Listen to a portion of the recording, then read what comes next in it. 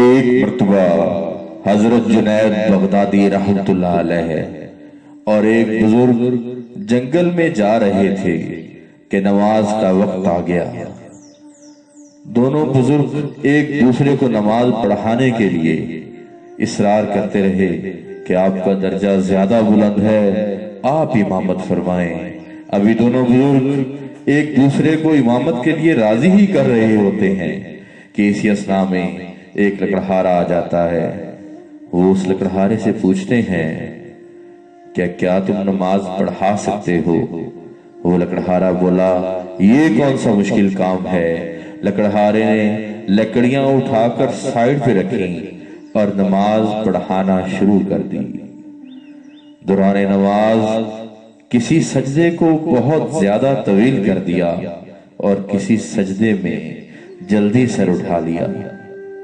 نماز ختم کرنے کے بعد دونوں بزرگوں نے لکڑہارے سے اس کی وجہ پوچھی تو لکڑہارے نے کہا کہ جب میں سجدے میں سبحان ربی العالی کہتا تھا تو جواب آتا تھا لبیک یا عبدی۔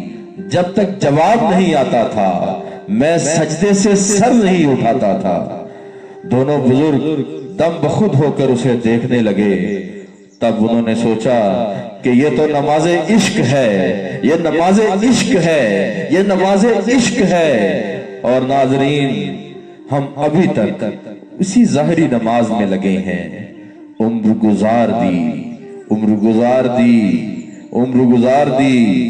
جہاں سے نماز کی ابتدا کی تھی وہیں نماز کی انتہا پر ہیں، جبکہ حدیث شریف میں آتا ہے کہ مومن کا کسی مقام پر رک جانا حرام ہے۔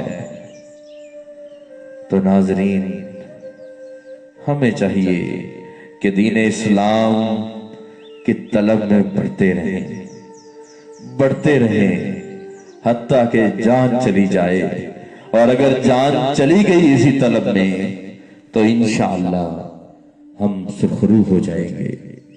جزاک اللہ خیرا کثیرا۔